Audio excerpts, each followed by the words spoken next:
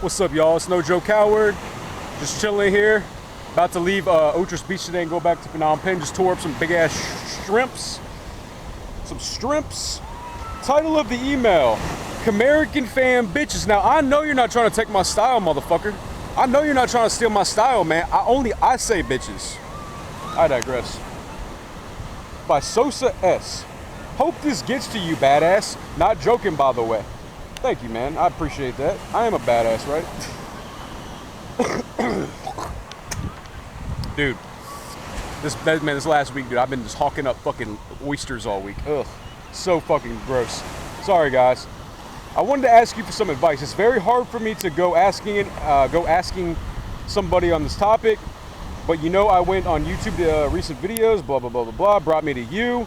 My brother starting this week, maybe the start of October, will be deported to my mother's homeland.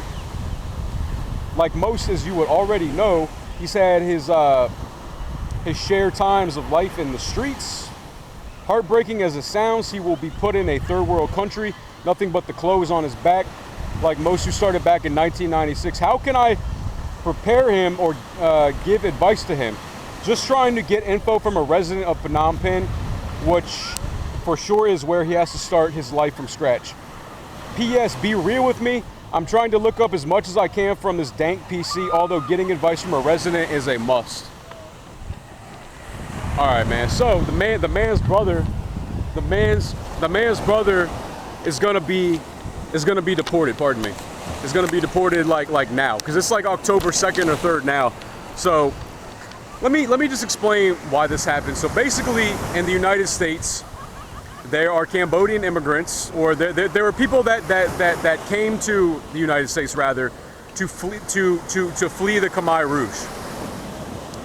Those people are now probably in their 40s and 50s, maybe 60s, even older, and they had children, and those children have children, and they are American, but they're from Cambodia. So Cambodia and America have worked out a deal where, like, if you're a Cambodian immigrant in Cambodia and you don't pay your taxes or you commit a felony, then you can be deported back here to Cambodia. Now I've met several Americans here. Who, you know, were convicted felons or whatever. They were convicted felons and they got deported here. And typically when they get jobs, typically what I've seen is that, like, none of them are teachers. They're always they always seem to work like shitty jobs. To be honest, I mean, I'm just being straight up, man. Like, maybe it's not what you want to hear, but from what I've seen, the Cambodian deportees here work shitty ass jobs. I know a guy who, you know, works at restaurants and he cuts meats, and he works in a deli, and, you know, does like grunt work in a restaurant. Good guy, nice guy. I'm not talking shit about him, but I'm saying his job, like I wouldn't want to do that. I know guys who work at hotels.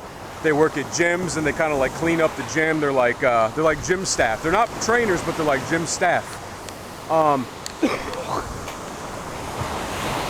Hawked another loogie, guys. Man, I'm sick. So yeah, man. I mean, to prepare him, it's gonna be tough, because the fucked up part is, I don't know the man's name, so I'm just gonna say he. You know, if somebody in his family in America dies or whatever, he wants to come back for any reason, he can't. So this guy's in Cambodia forever now. Can he leave Cambodia and go somewhere else besides America? That I don't know. That's actually something I should find out, or something that you should find out. So maybe he can come to Cambodia and then go to another country. I don't know. And the fucked up thing is that when these Cambodian American guys are deported to Cambodia, there's no system here to help these guys out. There's no system here to help them out. And on top of that, the locals here in Cambodia don't even like Americans. They don't even, I'm not saying always, like, my kickboxing coach is American, but he wasn't deported here. As far as I know, he wasn't. He wasn't deported here. He just moved here because he wanted to.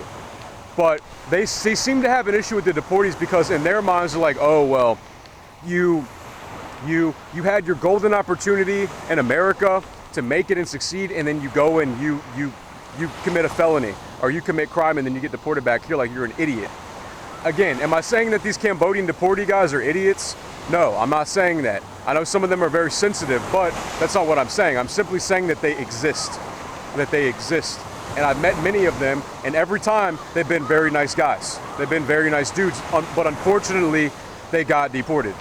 And they're in a third world country and they don't know anybody, so I would tell your brother to watch my YouTube channel. I'm dead serious. I would tell him to watch my channel and watch as many videos as he can, because I have provided a lot of information. Now, if your brother's coming here with the clothes on his back, he's obviously not going to be able to pay me to have a sit-down consultation, but he can definitely watch my channel and definitely watch my videos. I have almost 500 videos, I think, almost 500, and a lot of them are about life here in Phnom Penh, life in Cambodia, man. And I've made enough mistakes here to learn from.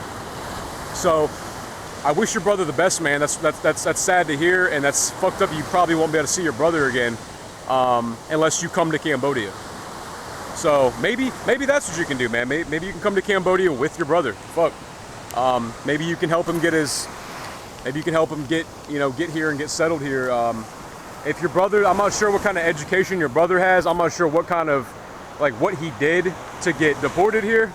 I mean, I guess you didn't want to say, you didn't mention it in the email, but he did get deported. So he obviously committed a felony or didn't pay his taxes or something like that. He did something bad. He fucked up, and now he's being sent here. Like I said, man, most of the Cambodian deportees I met here are nice dudes. They usually all hang out together because they're kind of like their own little group. They don't really fit in with the expats, like the white expats, I guess. They don't really seem to fit in with the local Khmer people, so, which is kind of messed up. So, but they seem to have like their own crew, like their own clique here. And like I said, a lot of them are all right dudes, and they work more like labor jobs, you would say. They work more like labor jobs. So I don't know, man. I think your brother's gonna be okay, but I'd be lying if I said that he wouldn't have some adversity here. I'm sure he's gonna face adversity and have a tough time maybe at first, but the only advice I can give, man, is that anything worth doing comes with a price. It comes with adversity, man.